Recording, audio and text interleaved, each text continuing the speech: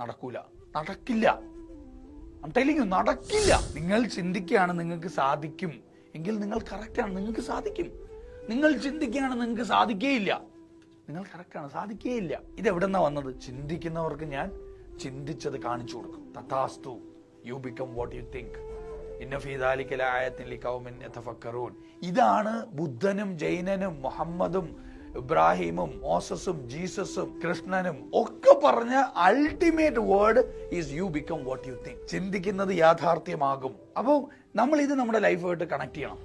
നമുക്ക് എന്തെങ്കിലും ആഗ്രഹങ്ങൾ നേടാൻ ആഗ്രഹിക്കുന്നുണ്ട്, നമ്മൾ ചിന്ത വരികയാണ് നടക്കൂല, നടക്കില്ല. I'm telling you, നടക്കില്ല.